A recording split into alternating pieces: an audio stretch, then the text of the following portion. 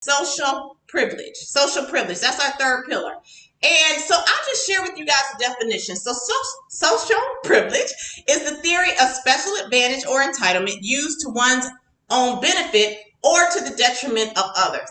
Now, as I thought through this and thought through my work experience, social privilege is a bit nebulous in its appearance. However, we have to still look at it and consider when it may show up in a workplace. So I'll give a couple of examples. One, all of the men in the organization decide they want to go out to play golf. They don't invite a woman because, hey, women don't play golf, right? Another situation may arise where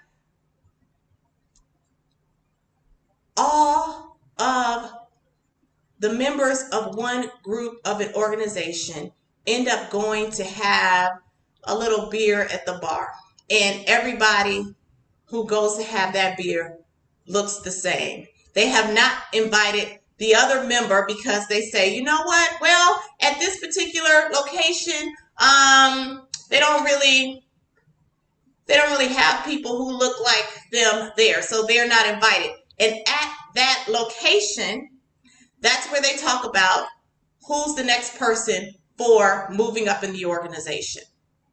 You haven't even had an opportunity to be a part of the conversation because you weren't invited.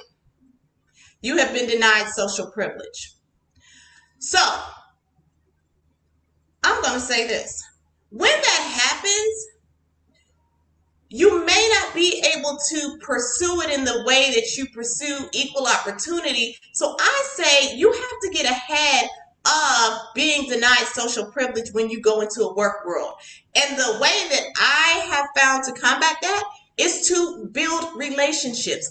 Oftentimes, even though people may initially judge us by the color of our skin, if we really think about it, it's out of the lack of knowledge for who you really are and what you do. So first, I'll say to you this.